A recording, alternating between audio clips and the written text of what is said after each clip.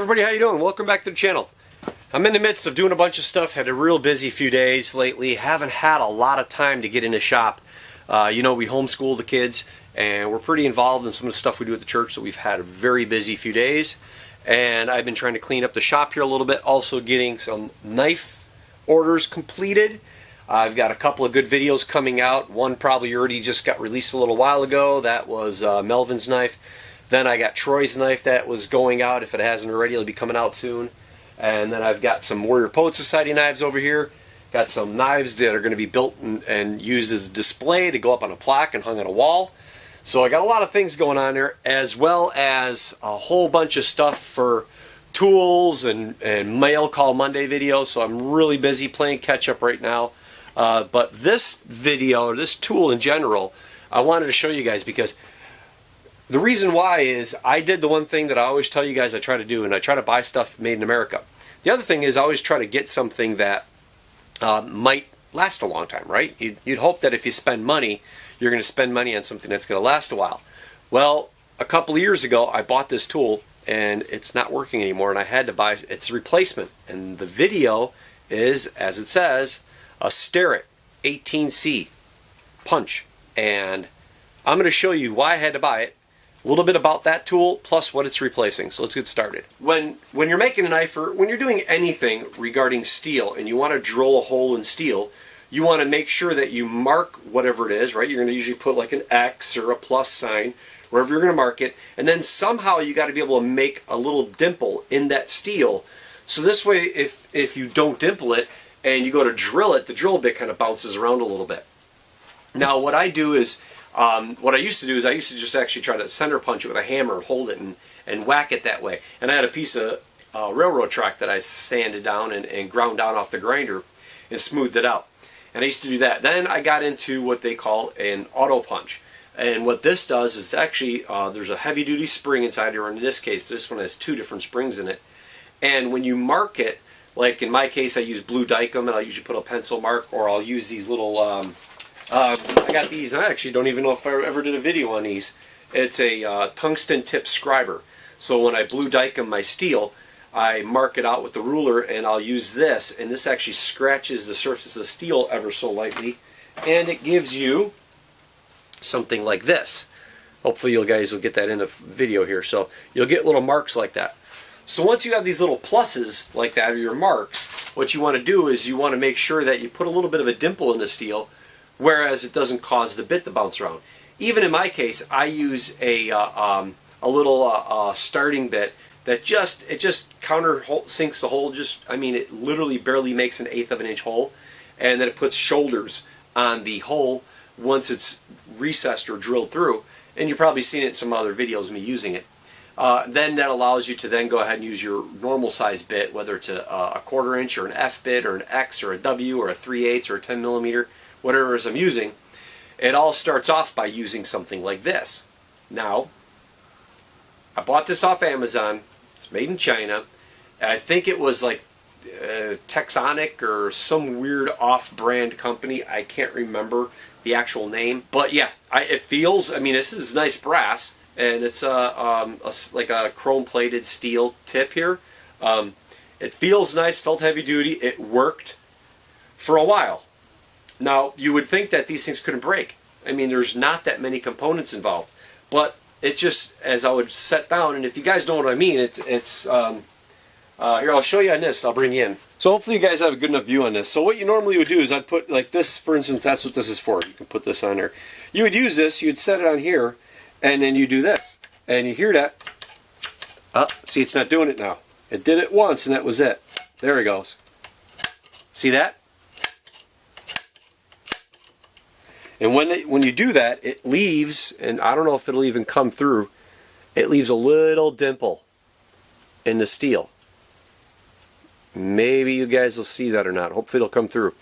But it leaves a little dimple in the steel. But the problem is, see? There. It's become hit and miss. Now my son and I were out here, it wasn't working for him. See, it won't work again. See, nope, there we go now. Nope, there, no, there, no. So we're having a problem with this. Now, him and I sat out here for the longest time fighting. And when you take these apart, you'll notice you take this apart. Okay, here's the main body. There's a spring here. There's this weird looking pin. And then there's the part that auto sets the dimple. And so it's sort of, kind of easy to take this thing apart and put it back together again. And I wanted to see what was happening. And then the back part comes apart right over here, and then there's the cap, and then there's a spring right here, and there's this little kind of weight with a hole in it. And so the weight with the hole goes down below, because that little piece in the middle that you saw just now, it goes into that hole. So you put these screws, you put all this back together again. So there's literally 1, 2, 3, 4, 5, 6, 7, there's 8 parts to this thing. So you wouldn't think, it doesn't need to be greased, it doesn't need to be lubed, there's no, anything involved, no working parts like gears. But for the life of me, we couldn't get this to always, there it goes again, see? It's not punching. There. That punch. It's not always, there's a punch. And there. See? So, it's just one of those things. I wanted to share that with you. So now let's get to its replacement and why I'm actually kind of excited. Tear perforation. Well, I don't need that. I've got a knife. Who needs a tear when you got a knife? This is my new punch, and I was really excited about getting it. Okay, now Starrett, the 18C center punch. Now it's Athol, I think it's called Athol, Massachusetts, the LS Starrett company. Now I did a little research on it, and they actually are an American-based company. They were actually established in 1880. That's how long they've been around. And that's pretty impressive. Matter of fact, I was actually gifted this from my knife mentor, and this thing's pretty old too. And this was made by Starrett. And that's what got me involved in looking for a better punch. It's one of those companies that I guess once you get tools from them, you're always going to have them the rest of your life. So that's why I bucked under when I was looking for a new auto punch. I opted to go with the Starrett. This thing is very impressive. I mean, you look at these differences, it's amazing. The size-wise, this I thought was comfortable. And, it is for the most part, but boy, you get your hands in this thing feels amazing. That feels really good. See, this I could push up my fingers. That I can't even push up my fingers to push down in there. Wow. I'm anxious to try this out. Let's see these sizes here. I mean, the sizes to this, they're about the same length. But this thing weighs probably 3 times as much as this does. That is amazing. Cool. So let's take it over here to the clamp here, the bench vise, and we'll try some holes. Okay, so let's give this thing a shot, shall we? Let's line this up to one of my holes here. Wow, the force, that's cool. I mean, it has so much more force, you could feel it. That's a tough spring. That really marks it good. Look at that. I mean, wow, that is awesome. It takes a little bit more effort to push it in, that's for sure. But, oh my goodness. Boy, that leaves a good dimple. I wonder if you guys even see that on the camera or not, but that really did a good job. It just feels so much nicer in the hand because it's wider than this. You see how much narrower that is between the two. But it just feels, it is amazing how much more this weighs than this. Yeah, so I'm really pleased with that. That's slick. And like I said, it feels so much nicer. I mean, you could tell the difference. You can really tell the difference between these two. That's cool. So a little bit about it, like I said, this one, it was made in China. I mean, it's brass and probably a chrome plated. I don't think that's stainless steel. Maybe it is. But, it does dimple, and it's been working for me. I'll tell you that. When I got it and I was using it, I was impressed because I never used one before. I was really pleased with it. But like I said, I never took it apart. I just continued to use it. I did notice as I used it, the back would loosen. It would de-thread, or the front here. I always had to keep tightening it and everything. I don't know if that had any issue with it, if it harmed it in some way, shape, or form. Really, you know, for a first impression, I was really liking this, but after a year and a half or 2 years of use, and it goes bad, I wasn't pleased.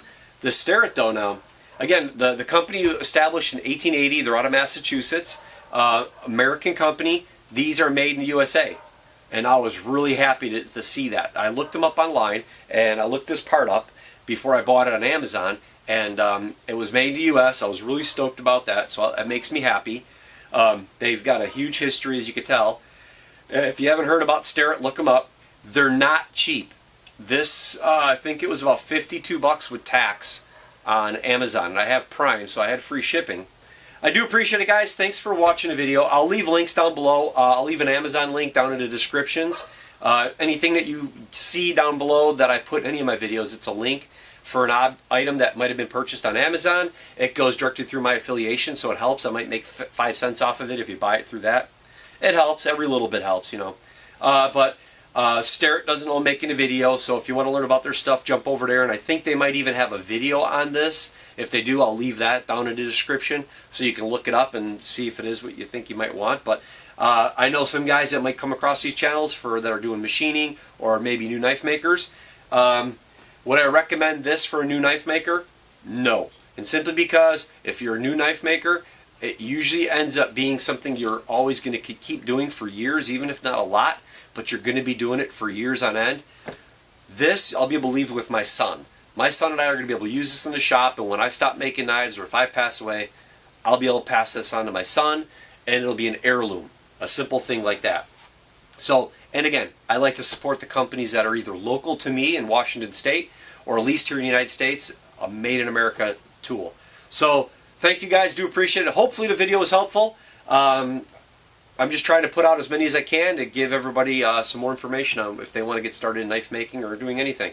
So like, share, subscribe, all the good stuff. Remember, keep me from the bottom of the YouTube bucket. All the information is down below. Got any questions, leave them down there in the comments section. I'll try to respond back as fast as possible. Until the next video, you take it easy. Have a good one.